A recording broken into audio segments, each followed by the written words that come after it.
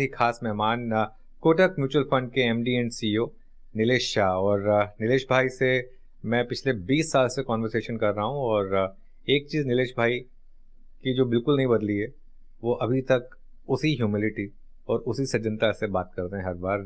नीलेश भाई, thank you so much thank you आज अनुज हमारे भाई। लिए टाइम निकालने के लिए। तो हमारे पॉडकास्ट का नाम है गेट रिच, लेकिन बहुत लोग गलती ये करते हैं कि वो गेट रिच क्विकली में बिलीव करते हैं, लेकिन स्टॉक मार्केट का रूल है कि गेट रिच, लेकिन get rich slowly with time.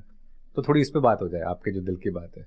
Definitely अनुज भाई, आज अगर हम भारत में देखें तो 18 करोड़ से ज़्यादा लोगों ने क्रिप्टो में ट्रेडिंग इन्वेस्टिंग करके पैसा खोया है। 10 करोड़ से ज़्यादा भारतीय गेमिंग खेलते हैं, रमी, पोकर, लूडो, एंड ज़्यादातर लोग पैसा नुकसान करते हैं। बहुत सारे लोग हैं जिन्होंने पोंजी स्कीम में निवेश करके नुकसान किया है। एक गूगल सर्च की थी हमने टू फिगर आउट कि कितने लोगों ने नुकसान किया होगा। प्राइमा फेसी एनालिसिस 2 करोड़ लोगों ने 2 लाख करोड़ से ज़्यादा पैसा खोया है। एंड अभी कुछ समय पहले सेबी ने भी रिसर्च करके कहा था कि 90% लोग जो एफएनओ में ट्रेडिंग करते हैं वो भी नुकसान करते हैं। Gaming, crypto, Ponzi schemes, FNO tradings, scams, ये सारी चीज़ें देखें तो गेट रिच क्विकली में लोगों ने नुकसान ही किया है। ये नीलेश भाई, एक चीज़ बताइए, हमने जब से वो वार्निंग दिखाना शुरू किया है कि FNO traders lose money, FNO के वॉल्यूम्स और बढ़ गए हैं। और क्रिप्टो पे जब से वो थोड़ी सी टाइटनेस आई थी, तब से और ज़्यादा लोगों ने पूछना शुरू कर दिया कि क्रिप्टो में कैसे इन्वेस्ट करते हैं। तो ये क्या एक साइकोलॉजी का गेम है कि आपको एक चीज़ अगर बताई जाए कि वो ख़राब है तो आपको वही करनी है, ऐसा कुछ है क्या? और मैं इसमें यहाँ ये नहीं कह रहा हूँ कि एफएनओ ख़राब है, लेकिन मतलब एक रिकॉर्ड तो बताता है कि ख़राब है। एक है कि लोगों को हमेशा लालच ड्राइव करती है, और जब वो देखते हैं टीवी पे एडवर्टाइजमेंट के माध्यम से या कोई फाइनेंशियल इन्फ्लुएंसर के थ्रू या कोई अपने नज़दीकी सर्कल में बात करके कि भाई मैंने ट्रेडिंग में पैसा बनाया, क्रिप्टो में पैसा बनाया, पोंजी में इतना गारंटेड रिटर्न है, तो लालच आपके ऊपर हावी हो जाता है। इनफैक्ट किसी ने वॉरेन बफे से पूछा कि सर, आपके बारे में तो इतना सारा लिखा गया है, तो क्या कोई ऐसी चीज आपके बारे में जो लोगों को मालूम नहीं है, बिकॉज आपके जैसा दूसरा निवेशक तो पैदा नहीं हुआ। तो वॉरेन बफे ने कहा कि मैं जो करता हूँ वो पूरी दुनिया को मालूम है, बट मेरी जो प्रोसेस है उसमें रिजल्ट बड़ी देरी से आता है। उसके लिए संयम की जरूरत है, पेशेंस की जरूरत है। उतना संयम और पेशेंस किसी और के पास नहीं है, इसलिए दूसरा वॉरेन बफे पैदा नहीं हुआ, ना कि वॉरेन बफे कैसे बन सकते वो लोगों को मालूम नहीं है। तो नीलेश भाई, फिर एक बात बताइए कि ये क्या साइकोलॉजी होती है जो इस तरफ ज़्यादातर लोगों को लेके जाती है? क्यों इतने लोग मार्केट में जानते हुए भी पैसा गंवाते हैं? ये सेम साइकोलॉजी अनुज भाई है कि smoking is injurious to your health, but फिर भी गुटखा खाते हैं, सिगरेट पीते हैं, बीड़ी पीते हैं। आपको पता है कि डाइट कितना जरूरी है, जंक फूड नहीं खाना चाहिए, बट फिर भी जंक फूड और कोला लोग कंज्यूम करते रहते हैं। जब तक कोई वाकया नहीं हो जाए आप उन चीज़ों को अप्रिशिएट नहीं करते। एक हार्ट अटैक आने के बाद लोगों को पता चलता है डाइट संभालना चाहिए, एक्सरसाइज करनी चाहिए।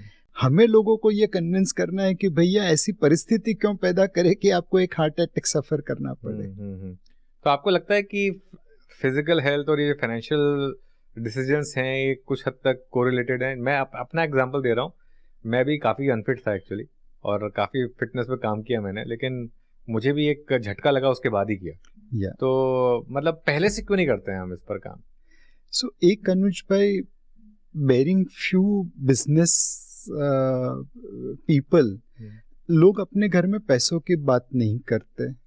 अपनी बीवी से, अपने बच्चों से पैसों के मामले में ट्रांसपेरेंसी नहीं रखते। कुछ हद तक ओझल रहता है आपकी आंखों से कि पैसा क्या होता है, कैसे मैनेज किया जाता है। दूसरी तरफ कई ऐसे फैमिली है जहाँ पे कहते हैं कि पैसों के पीछे भागना नहीं चाहिए। बट उन सभी को मेरी एक ही गुजारिश है कि वॉरेन बफे ने बहुत अच्छा स्टेटमेंट दिया था, money is not everything in life, money is not important, but make sure that you have made enough money before you make such statement. Before you make something stupid like this. तो पैसों से बहुत सारी चीजें खरीदी जा सकती है, कुछ चीजें नहीं भी खरीदी जा सकती, बट जेब में पैसा हो ना तो मुश्किलों का सामना बड़ी आसानी से किया जा सकता है। आपकी लाइफ में पैसे की क्या इंपॉर्टेंस रही नीलेश भाई? मतलब आप अगर कुछ बताना चाहें इस बारे में। आपने कब जाना कि पैसा होना जरूरी है और कब आपने उसके लिए काम करना शुरू किया? जब मैं बहुत छोटा था, 4th स्टैंडर्ड में, तब मेरे पिताजी का देहांत हो गया एंड वो मिल मजदूर थे एंड उस समय आपको पता है मिल की स्ट्राइक चल रही थी, तो उस वजह से जो पैसा मिलना चाहिए रिटायरमेंट का वो भी कुछ आया कुछ नहीं आया एंड मेरी माँ लोगों के काम करके हमें पढ़ाती थी। वो लोगों की घर पे, हमारे घर पे काम करती थी और तभी मुझे पैसों की महत्ता समझ में आ गई कि अगर आज हमारे पास पैसा होता तो मेरी माँ को किसी और के वहाँ पे काम करने की ज़रूरत नहीं पड़ती। मैं भाग्यशाली था कि मेरे स्कूल के टीचर ने, प्रिंसिपल जानी सर ने मुझे बोला कि तू पढ़ाई पे ध्यान दे, तेरी फीस का खर्चा मैं उठा लूँगा। तो मैं स्कॉलरशिप ले लेके पढ़ता गया और आज CA बन गया। तो बहुत बचपन से मुझे पता चल गया था कि पैसा बहुत इम्पोर्टेंट है। मैं फोर्ट में आर्टिकलशिप करता था और कालबा देवी में रहता था और मुझे मेरे बॉस बस फेयर देते थे आने जाने के लिए, बट मैं हमेशा चल के जाता था और चल के आता था। बहुतेक कभी बस में आ जाता था, बट मैं पैसा बचाता था कि चल के जाऊंगा तो मेरा पैसा बचेगा। तो पैसों की महत्ता बहुत जल्दी समझ में आ गई and obviously over period of time mutual fund में आए तो थोड़ी और समझ आ गई। मैंने भी क्विक रिच बनने की कोशिश की थी। 90 का दशक था, मार्केट में बहुत तेजी चल रही थी, मैंने पैसा बोरो करके लगाया था, सारा पैसा उड़ गया। भगवान का शुक्रगुजार हूँ कि वो पहला सबक बहुत अच्छा सिखाया। छोटे में सारा पैसा उड़ गया तो उसके बाद अपनी अकल ठिकाने आ गई एंड फिर सही तरीके से निवेश कर करके आज फाइनेंशियल सिक्योरिटी प्राप्त कर ली। तो ये मतलब एक बात तो कहनी होगी कि इस ट्रेडिंग में ऐसा कुछ तो है जो सबको अपनी तरफ खींचता है। मतलब मैं बड़े से बड़े इन्वेस्टर जिनसे मिला हूँ उन्होंने ये बात मानी है, कुछ सक्सेसफुल रहे हैं ट्रेडर्स, कुछ नहीं रहे हैं, लेकिन ट्रेडिंग की सबने है। ऐसा नहीं है कि किसी ने ये बोला कि नहीं मैंने तो शुरू से ही सिर्फ लॉन्ग टर्म इन्वेस्टिंग की है। सो एक नशा है ट्रेडिंग का, बिकॉज आपको रिजल्ट इमीडिएटली दिखता है। So it is like test match versus one day versus T20। जैसे जैसे ट्रांजिशन होता गया क्रिकेट में, लोगों को इंस्टेंट रिजल्ट चाहिए एंड ट्रेडिंग अपने हिसाब से बुरा नहीं है, बट आप उसको किस तरह से यूज करते हो उसके ऊपर बहुत इंपॉर्टेंट है। ट्रेडिंग में मतलब 3-4 out of 10 you will be right. Stop loss is very critical, discipline is very critical. वहां पे एवरेजिंग करने का कोई मतलब नहीं है। ट्रेडिंग इसलिए बुरा बनता है बिकॉज लोग स्टॉप लॉस की जगह पे एवरेजिंग करते हैं, ट्रेडिंग को इन्वेस्टमेंट बना देते हैं जब वो नुकसान में चला जाता है। सो अगर आपके पास डिसिप्लिन है तो ट्रेडिंग कर सकते हैं, अगर डिसिप्लिन नहीं है तो फिर ट्रेडिंग से परहेज करना चाहिए। बहुत शानदार बात कही आपने और बिल्कुल देखिए बुरी कुछ भी चीज़ नहीं अगर आप उसको ढंग से डिसिप्लिन के साथ करना जानते हैं। तो नीलेश भाई, तो क्योंकि आपने ये बात कही, थोड़ी इमोशनल स्टोरी रही आपकी, तो क्या अब आप अपने घर में अपनी वाइफ से और बच्चों से रेगुलरली फाइनेंशियल्स के बारे में बात करते हैं? क्या एक टाइम देते हैं अलग से कि नहीं सबको घर में इस बारे में बात करनी है कि फाइनेंशियल के बारे में और इन्वेस्टमेंट्स के बारे में? कुछ हद तक रेगुलेशंस ने हमारा काम इजी कर दिया। 100 रुपया कमाता हूँ, 40 रुपया टैक्स वाला लेके जाता है, 60 रुपया बचता है, 10 रुपया NPS में डालता हूँ, 10 रुपया EPFO में डालता हूँ, तो 40 रुपया बचता है। उसमें से 20 रुपया skin in the game circular में अपने ही म्यूचुअल फंड में निवेश करता हूँ, बाकी 20 रुपया बच गया वो बीवी को दे देता हूँ। तो बीवी और बच्चों को पूरा मालूम है पापा का NPS कहाँ पे, EPFO कहाँ पे और कौन से म्यूचुअल फंड में क्या निवेश किया है। बट मोर इम्पोर्टेंटली मतलब बच्चों के साथ और पत्नी के साथ आपकी फाइनेंशियल पोजीशन शेयर करना बहुत ज़रूरी है।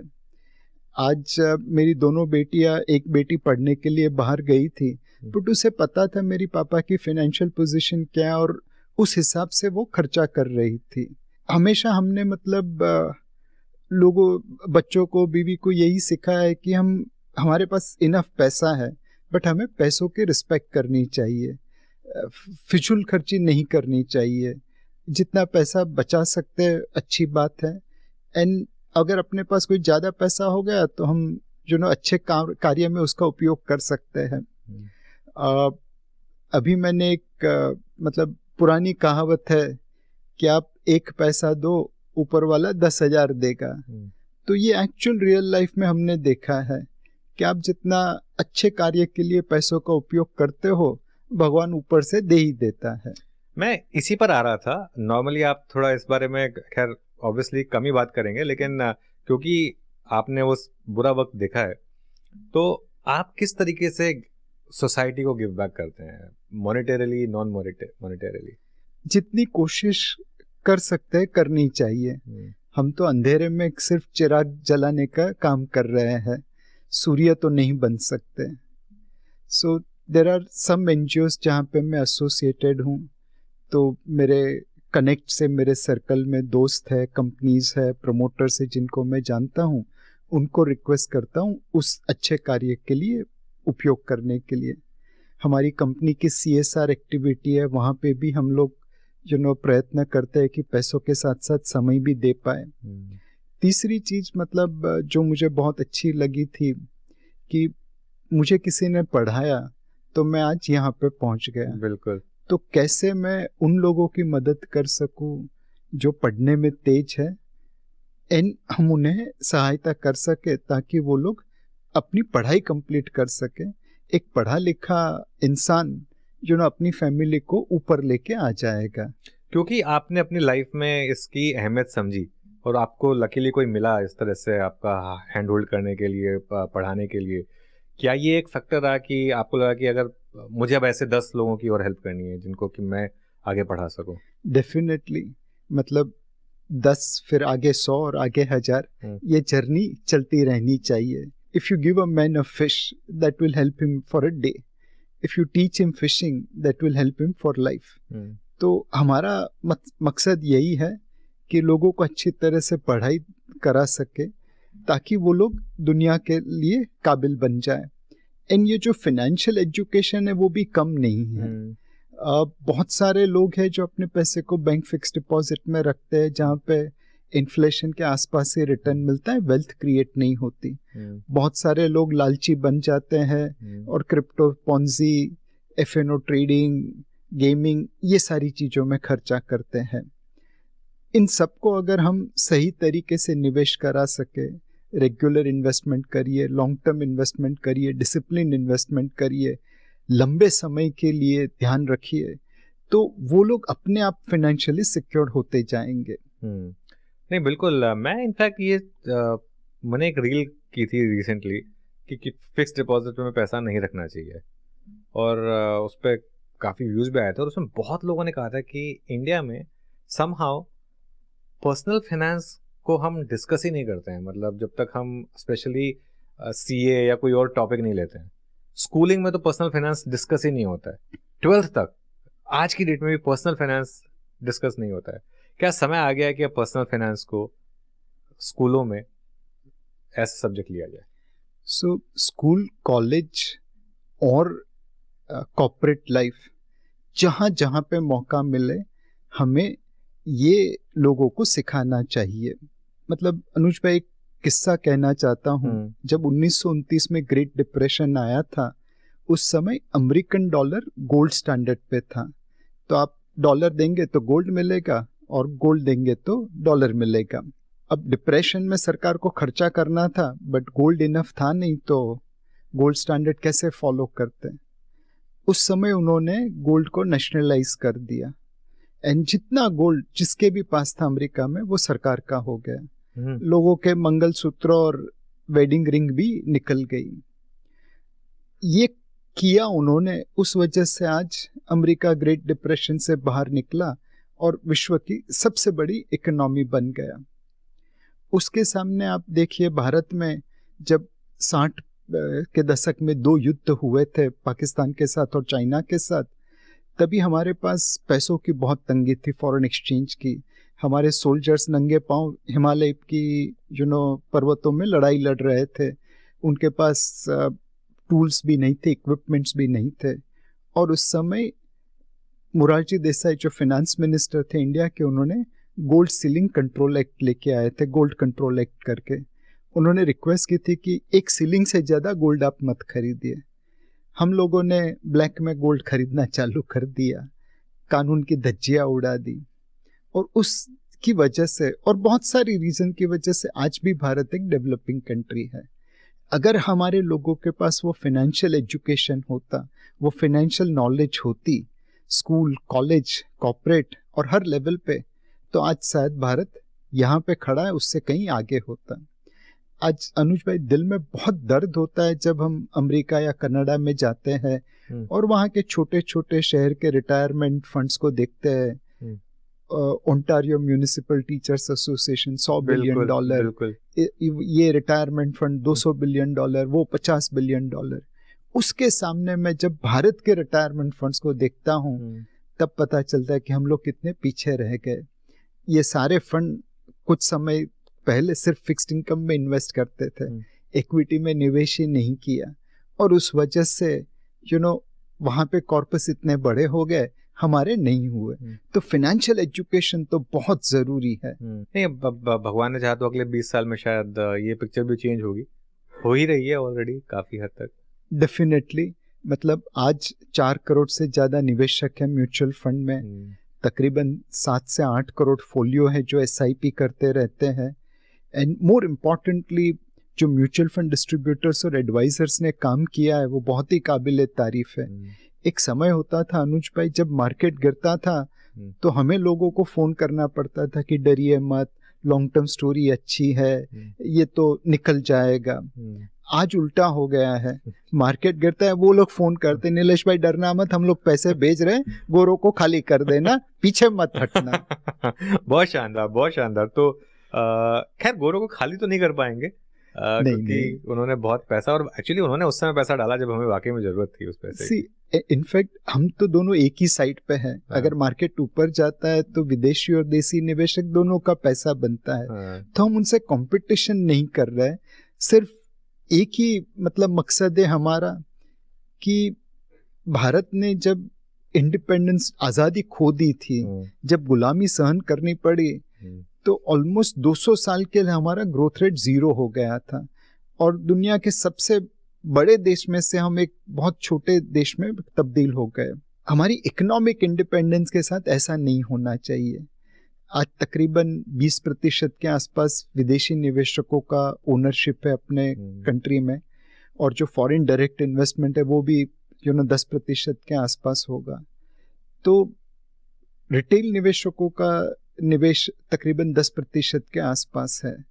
तो ऐसा नहीं हो कि जब हमारी कंपनीज अच्छा रिजल्ट डिक्लेयर करे तो दिवाली लंदन, न्यूयॉर्क, टोक्यो में मनाई जाए रादर देन अहमदाबाद, लखनऊ और जयपुर में। बिल्कुल, बहुत शानदार। नीलेश भाई, आपने अपनी बचपन की तो खैर हमको एक स्टोरी बता दी। जब आप बड़े हो रहे थे तो क्या आपने डिसाइड किया कि मुझे मार्केट्स में जाना है? क्या सोचकर आपने ये डिसीजन लिया था? एकदम मतलब अनुज भाई, एक फ्रीक इंसिडेंस हो गया। मैं मैं CA में गोल्ड मेडलिस्ट था, तो हमें सामने से इनवाइट लेटर आते थे। एक कंपनी में पहुंच गया, वहाँ पे मतलब इंटरव्यू में पास हुआ तो नौकरी दे रहे थे, अपॉइंटमेंट लेटर दे दिया, और फिर उसके जो जनरल मैनेजर फाइनेंस थे उनको मिलने के लिए मुझे बुलाया गया। एंड पता नहीं क्या हुआ, बट उन्होंने कहा कि नीलेश, मेरे हिसाब से तुम्हें फाइनेंशियल मार्केट में जाना चाहिए, वहाँ पे बहुत सारी अपॉर्चुनिटीज है, एक्साइटमेंट है। एंड मैंने उनको बोला कि सर कोशिश करता हूँ, बट अगर कहीं नौकरी नहीं मिली तो आपकी यहाँ पे नौकरी देंगे ना? बोलते हैं मैं अंडर राइट करता हूँ, टेंशन मत ले, I am sure you will find a job. So it was based on someone's advice that I decided to go into financial market, and then I was very very lucky to get into ICICI। वहाँ पे एक circle बन गया जिन्होंने एक दूसरे को ऊपर खींचना चालू किया। आज भी जब मैं कंफ्यूज हो जाता हूँ, जब मुझे समझ नहीं आता, तो मेरे ICICI सर्कल के जो गुरु से उन्हीं के पास जाता हूँ, वो लोग सारी कंफ्यूजन दूर कर देते हैं। नीलेश भाई, आपकी अब तक की सबसे अच्छी इन्वेस्टमेंट क्या रही है और उससे आपने क्या सीखा? जो इन्वेस्टमेंट में भूल गया वो सबसे अच्छी हुई। जब पहले शुरुआत की थी तो रोज भाव देखते रहते थे एंड उसमें मतलब बेचने का टेम्पटेशन आ जाता था। और उन दिनों तो आज की तरह इनसाइडर ट्रेडिंग रूल भी नहीं थे।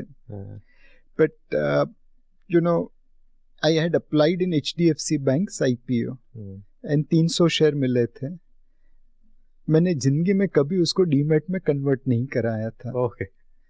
एंड मतलब this was only with a view कि बस डीमैट में कन्वर्ट करा दूंगा तो कभी बिक जाएंगे, उससे अच्छा फिजिकल में रखते हैं।